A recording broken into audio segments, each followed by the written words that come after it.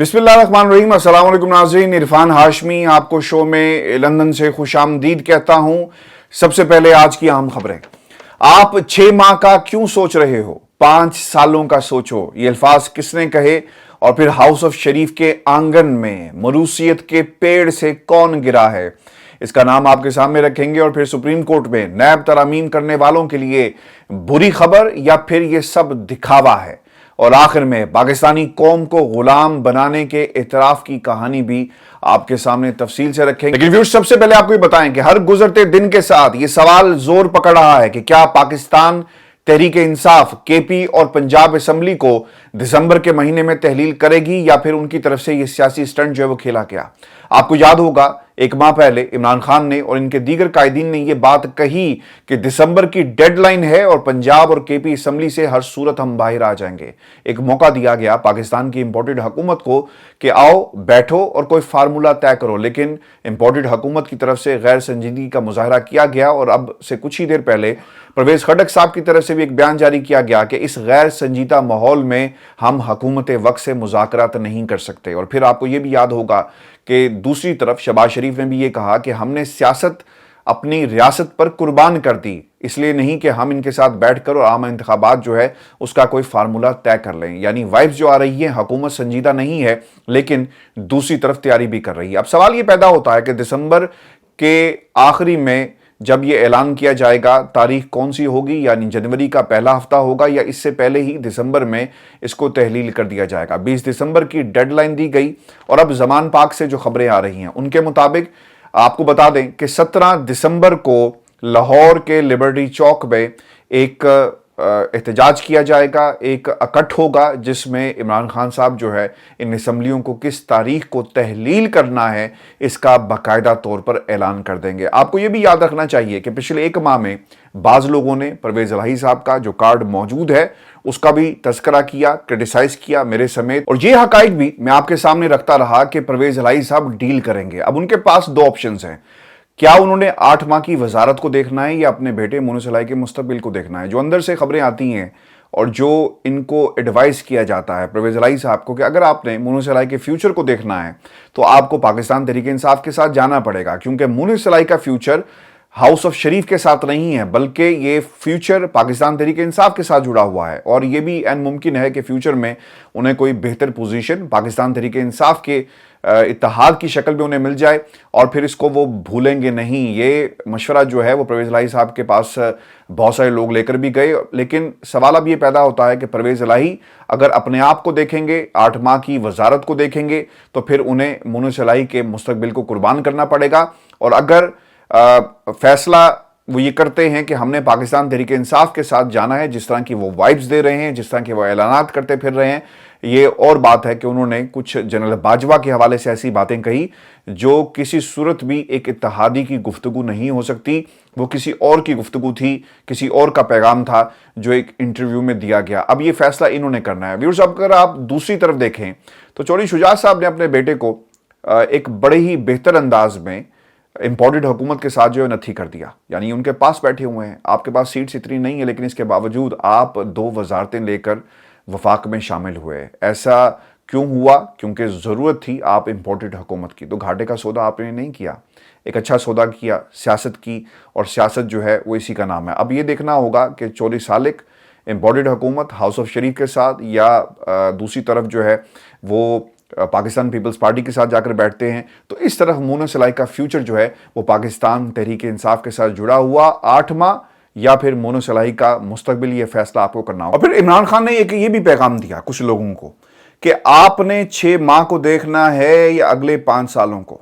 ये पैगाम पाकिस्तान तहरीक इंसाफ के तमाम उन लोगों के लिए था जो बार बार ये कह रहे हैं, चाहे वो पाकिस्तान मुस्लिम लीग काफ के लोग हैं, कि जनाब अभी थोड़ा सा इंतज़ार कर लें और मज़ीद हमें अपना जो सेफ हेवन है, जो एक बेस कैंप है, इसे नहीं छोड़ना चाहिए। तो खान साहब ने उन तमाम लोगों को ये पैगाम दिया है कि जनाब आप 6 माह की ना सोचें बल्कि आइंदा 5 सालों का सोचें। पाकिस्तान तहरीक इंसाफ और जो मोमेंटम बन चुका है, अब हमें कोई जमात जो है पाकिस्तान की वो नहीं रोक सकती, कोई ताकत नहीं रोक सकती, क्योंकि हमारे साथ पाकिस्तान की आवाम खड़ी हुई है। व्यूअर्स, आपको ये भी बता दें कि जितने भी अराकीन इमरान खान साहब से ज़मान पाक में मिल रहे हैं, सब ने توثیق کی ہے اس فیصلے کی کہ دسمبر کے مہینے میں پنجاب اسمبلی کو تحلیل کر دیا جائے گا؟ میں آپ کو یہ بھی ایک بات بتا دوں، کیونکہ اس سے پہلے تو دعوے ہو رہے تھے نا کہ پرویز الہی نہیں جائیں گے یا خان صاحب جو ہے کسی صورت بھی وہ بات نہیں کریں گے، لیکن یہ کریڈٹ عمران خان صاحب کو ضرور جاتا ہے کہ انہوں نے فلیکسیبلٹی دکھائی، حکومت وقت کو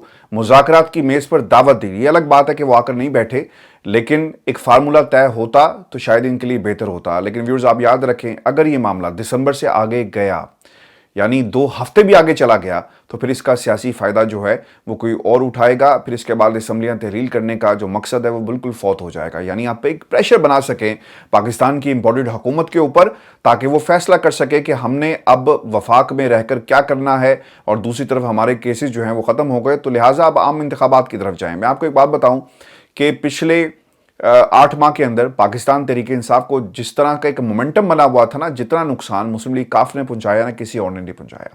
یہ آگے بڑھتے ہیں، فیصلے جو ہیں وہ یو ٹرن لینے پر انہیں مجبور کر دیا جاتا ہے، یا سیاسی حکمت عملی، what ever you name it, لیکن جو مومنٹم بنا ہوا تھا نا، اس کو روکنے میں پاکستان مسلم لیگ کاف کا ایک بنیادی کردار رہا، اور انہوں نے یہ کردار بخوبی نبھایا بھی۔ ابھی بھی یہ کوشش کر رہے ہیں کہ اگر آپ بجٹ آگے لے جائیں اور بجٹ تک انتظار کریں، پھر تو مقصد فوت ہو جائے گا۔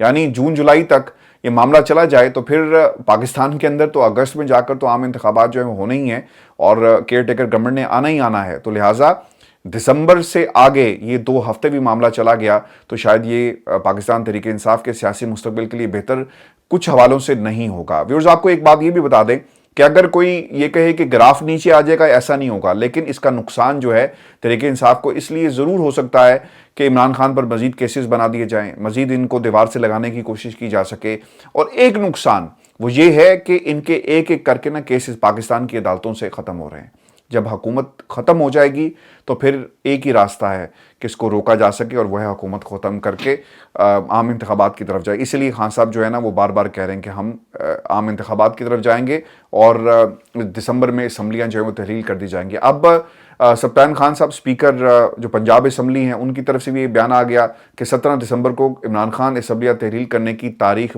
بتا دیں گے۔ تو یہ تو اب طے ہو گیا کہ اب اسمبلیاں تحلیل کرنے کے حوالے سے کسی قسم کی کوئی رکاوٹ جو ہے وہ موجود نہیں ہے۔ وقت آ گیا، پرویز الہی وفاداری نبھائیں، فیصلہ کریں کہ مونس الہی کا مستقبل انہوں نے بچانا ہے، پاکستان تحریک انصاف کے ساتھ کھڑے ہونے، اور اگر نہیں کریں گے تو کس کو نقصان ہوگا؟ یہ لوگ خیر ویلر ڈیلر ہیں، کسی اور کے ساتھ جا کر بنا لیں گے اپنا الائنس، وفاق میں بنے گا، لیکن پنجاب میں اگر ان کی سیٹیں کم ہوئی تو یہ عین ممکن ہے کہ وہ کہیں گے ٹھیک ہے ہم نون لیگ کے ساتھ اور پیپلز پارٹی کے ساتھ مل کر پنجاب میں کوئی حکومت بنا لیں۔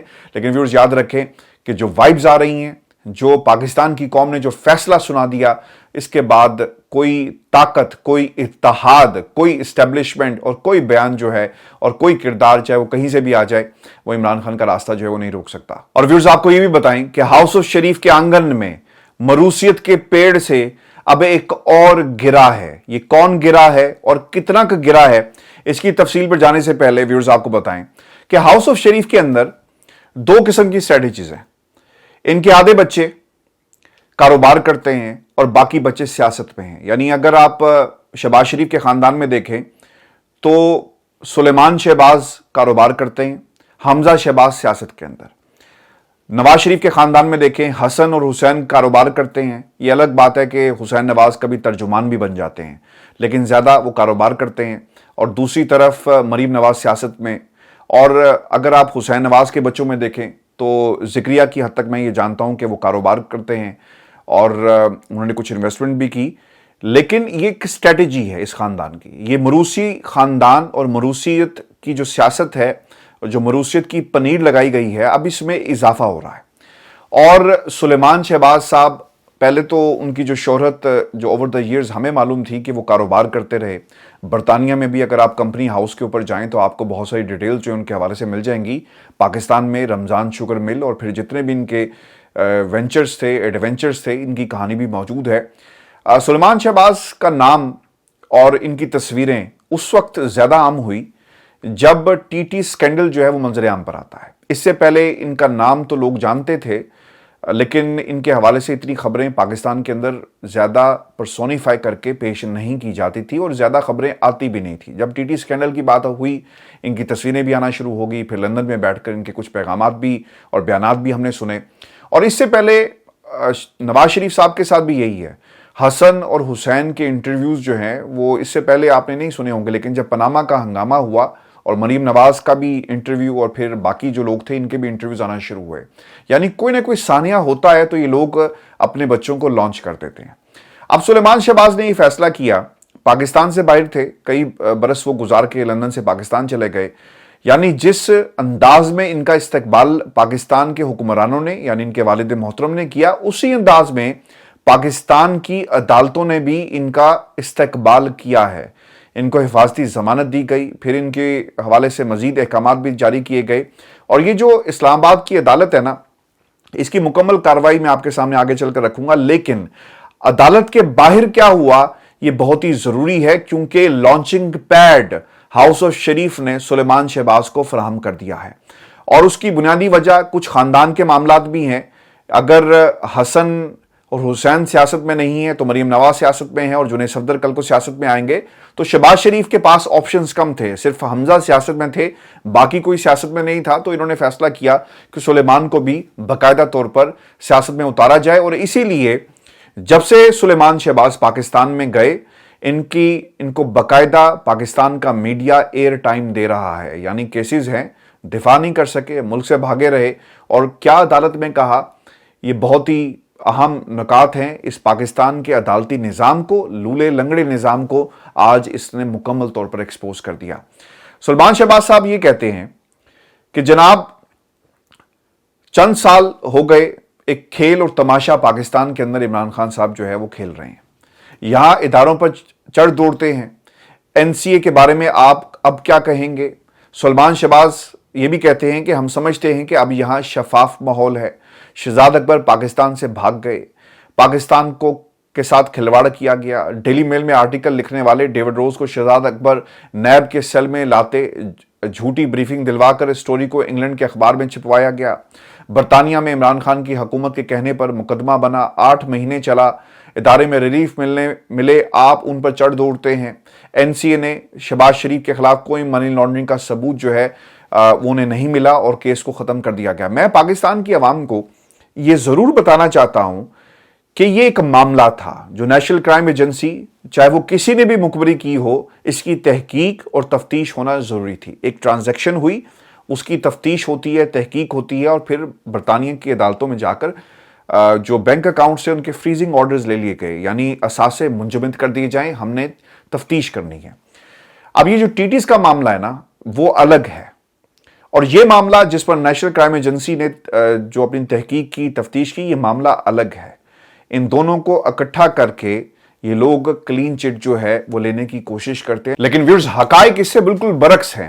آج ایک لانچنگ پیڈ دیا گیا سلیمان شہباز کو کہ وہ پاکستان کی سیاست میں اب باقاعدہ طور پر ان کی آمد کا اعلان جو ہے وہ میڈیا کے ذریعے کروایا جائے, کیونکہ انہوں نے جو باتیں کہی وہ کسی سیاستدان کی تو ہو سکتی ہیں, کسی صنعتکار کی نہیں ہو سکتی, کسی کاروباری شخصیت کی نہیں ہو سکتی. کیونکہ آخری جو الفاظ ان کے یہ تھے کہ 25 ارب کے قرضوں کا بوجھ ڈالا ہے, ان کا حساب لیں گے اور پیچھا نہیں چھوڑیں گے. ایک انتقامی سیاست کے طور پر سلیمان شہباز صاحب جو ہیں وہ آگے آتے ہوئے ہمیں نظر آ رہے ہیں. اور میں آپ کو ایک بات بتاؤں کہ جب آپ برطانیہ کے اندر جب کوئین کا یہاں پر فیونرل ہوا تو مجھے اچھی طرح یاد ہے کہ انہی کی جو مسز تھی وہ بڑے ایک شاہی انداز میں شہباز شریف صاحب کے ساتھ چل رہی تھی, اور وہ پکچرز آپ نے دیکھی بھی ہوں گی. تو یہ ایک قدرتی عمل ہے, آپ کے اندر ایک خواہش جو ہے وہ ضرور جاگتی ہے کہ سیاست میں ہمارا بھی نام ہونا چاہیے. اگر صرف یہ نہیں ہے کہ ہم کاروبار کرتے رہیں اور جب وقت آئے تو ہمیں ملک سے بھاگنا پڑے, تو ٹھیک ہے سیاست میں آئیں, سیاست میں اپنے آپ کو لانچ کیا جائے. تو آج ان کی ایک باقاعدہ طور پر لانچنگ سیریمنی جو ہے وہ کی گئی.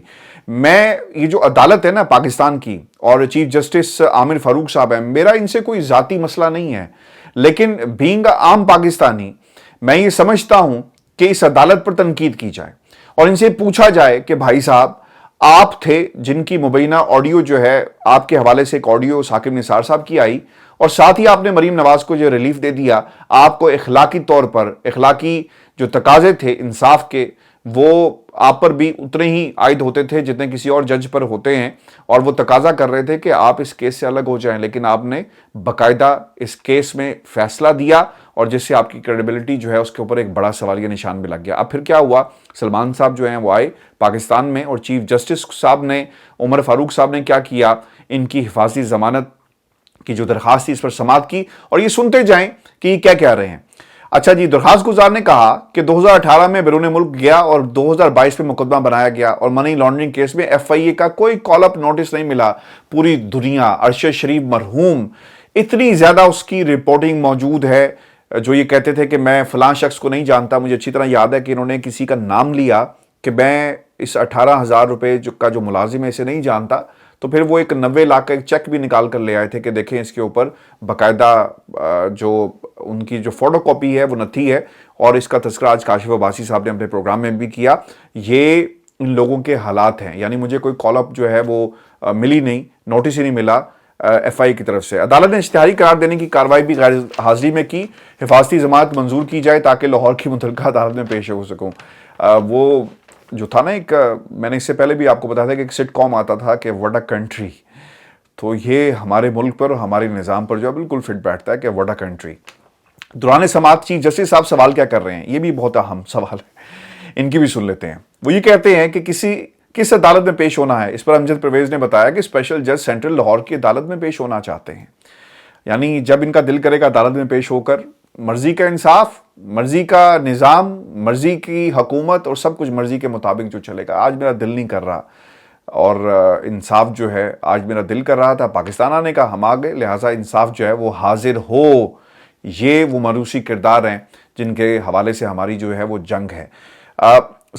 عدالت نے سلمان شہباز کے وکیل کے دلائل سننے کے بعد وزیر اعظم کے صاحبزادے کی 14 دن کی حفاظتی ضمانت جو ہے اسے منظور کی، اور یہ بھی ایک انتہائی اہم عمل ہے کہ یہ کہا گیا کہ شہباز شریف صاحب کے برخوردار فرزند کو، جو پاکستان کا میڈیا لکھ رہا ہے بڑی عزت و احترام کے ساتھ، کہیں گرفتار نہیں کرنا، روک دیا گیا ہے، اور وہ لاہور کی احتساب عدالت میں سرنڈر کرنے کے لیے تیار ہیں، اس لیے ان کی حفاظتی ضمانت جو ہے وہ لے لی گئی ہے۔ اب کسی خبر کے اندر کہیں پر کوئی ریفرنس موجود نہیں ہے کہ سلیمان شہباز پر کتنے ارب روپے کی جو منی لانڈرنگ ہے، ٹی ٹیز ہے، اس کا الزام تھا۔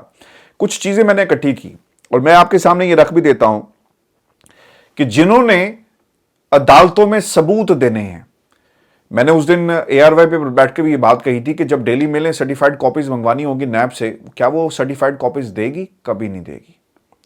کاغذات جو پاکستان میں ملنے تھے مختلف ڈپارٹمنٹ سے، اٹیسٹڈ کاپی، سرٹیفائڈ کاپی، کیا ملنی تھی؟ نہیں ملنی تھی۔ اور پھر یہ بھی کہا جائے گا کہ پاکستان میں قوانین بدل گئے، اور پاکستان میں جو ٹی ٹیز ہیں وہ انہیں حلال کر دیا گیا، پاکستان میں منی لانڈرنگ کو حلال کر دیا گیا۔ کیا یہ قوانین برطانیہ کی عدالت میں کیا یہ مانے جاتے؟ کبھی بھی نہیں مانے جاتے۔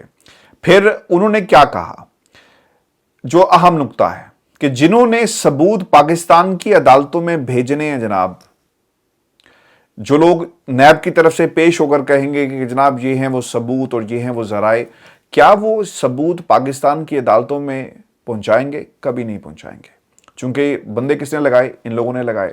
ڈی جی ایف آئی اے کون لگاتا ہے؟ یہ لوگ لگائیں گے۔ ڈی جی نیب کس کی مرضی کا ہے؟ ان کی مرضی کا ہے۔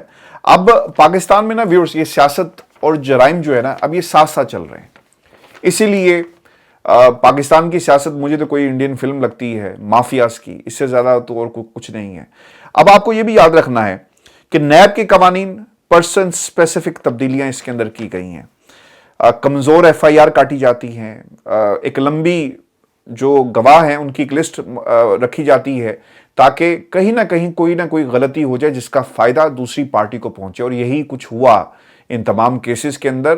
عمران خان تو کہتا ہے نا کہ احتساب کرو، لیکن جنہوں نے احتساب اور ایف آئی آر جو کیسز بنانے تھے، ایک لمبا ٹریل موجود ہے، اور پھر قانون یہ بھی کہتا ہے کہ جتنے ایویڈنسز آپ لے کر آئے ہیں آپ نے ان کو پرکھنا ہے، جتنے بھی ایویڈنس آئے، اور اس کا پھر رپلائی بھی دینا ہے۔ اچھا، اب یہ ہزاروں گواہ اور ہزاروں ایویڈنس کا جو معاملہ ہے، اس میں ایک نقطہ میں آپ کے سامنے ضرور رکھ دوں اور پھر ہم آگے بڑھیں گے کہ آپ سمجھتے ہیں نا کہ آپ برطانیہ کی عدالتوں میں بے گناہ ثابت ہوئے، اور پاکستان میں بھی آپ بے گناہ ثابت ہوں گے، کیونکہ چیف جسٹس اسلام آباد ہائی کورٹ جیسے جج وہاں پر موجود ہیں، اور پاکستان کی جو لوور جوڈیشری ہے اس کے تو بہت ہی برے حالات ہیں. یعنی آپ کسی بھی جج کو ڈرا کے پیسے تو دینا بہت دور کی بات ہے, ڈرا دھمکا کر اپنی مرضی کا فیصلہ بارز کے ذریعے کروا سکتے ہیں. یہ ایک عام پریکٹس ہے اور یہ کہا جاتا ہے کہ آپ اچھا وکیل چھوڑیں, ہم آپ کی بات جو ہے سیٹنگ جو ہے کسی نہ کسی کے ساتھ کروا دیتے ہیں. میرا یہ سوال ہے ان تمام لوگوں سے کہ اگر آپ سچے ہیں نا, آپ ایک کام کریں. میں سب کی بات نہیں کر رہا, میں ایک شخص کی بات کر رہا ہوں.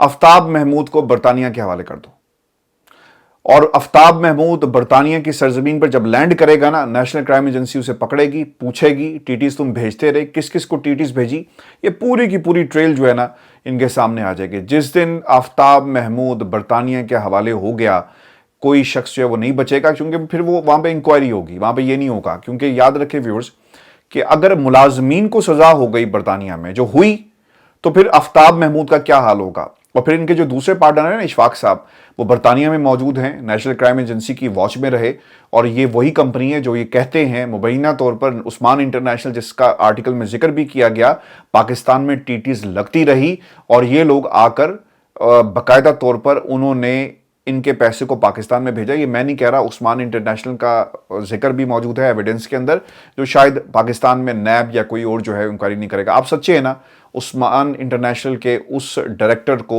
برطانیہ کے حوالے کر دو, دودھ کا دودھ پانی کا پانی ہو جائے گا. عمران خان کی جو جنگ ہے نا وہ پاکستان میں مروثیت کے خلاف ہے. یہ جو مروثیت کی پنیر بار بار کھڑی ہوتی ہے نا, خان صاحب ہمت نہیں آ رہے, جتنی مرضی آپ پرسن سپیسیفک قوانین میں تبدیلیاں کریں. خان صاحب نے پھر سپریم کورٹ کا دروازہ کھٹکھٹایا, اور وہاں پر کیا ہوا, اور جو دو سوال بہت ہی اہم ہیں اور نقطے, ان پر جانے سے پہلے میں آپ کو بتاؤں کہ کارروائی کیا ہوئی ہے. چیف جسٹس عمر عطا بندیال نے یہ کہا کہ نامکمل اسمبلی قانون سازی کر سکتی ہے یا نہیں. سیاسی حکمت عملی کے باعث آدھی سے زیادہ اسمبلی نے بائیکاٹ کر رکھا ہے. جسٹس اعجاز کے ریمارکس بھی بہت اہم ہیں ویورز. وہ یہ کہتے ہیں کہ نیب ترامیم سے فائدہ صرف ترمیم کرنے والوں کو ہی ہوا. چند افراد کی دی گئی لائن پوری سیاسی جماعت کی لائن بن جاتی ہے, یعنی جو بڑے نے کہہ دیا اس پر عمل کرنا ہے. لائن فالو کرنے سے فائدہ صرف چند افراد کی ذات کو پہنچتا ہے. نیب ترمیم کی ہدایت کرنے والوں کو اصل میں فائدہ پہنچا. کیا ایسی صورتحال میں عدلیہ ہاتھ پیر باندھ کر تماشا دیکھے؟ نیب ترامیم کو بغیر بحث جلد بازی میں منظور کیا گیا. ترامیم کی نیت ہی ٹھیک نہ ہو تو آگے کچھ اور جانے کی ضرورت ہی نہیں پڑتی. چیف جسٹس آف پاکستان نے یہ بھی کہا کہ عدالتی فیصلوں کے باوجود کرپشن ختم نہیں ہو سکی. مسئلہ صرف کرپشن کا نہیں, سسٹم میں موجود خامیوں کا بھی ہے. پھر وہ یہ بھی کہتے ہیں کہ سسٹم میں موجود خامیاں کبھی دور کرنے کی کوشش نہیں کی گئی, جبکہ پارلیمان کا کام ہے سسٹم میں بہتری کے لیے قانون بنانے اور عمل بھی کرایا جائے. چیف جسٹس عمر عطا بندیال نے یہ بھی کہا کہ صوبے میں 5 ماہ بعد آئی جی اور 3 ماہ بعد ایس ایچ او کو بدل دیا جاتا ہے. ایگزیکٹو فیصلے کرتے وقت قانون پر عمل نہیں کیا جاتا.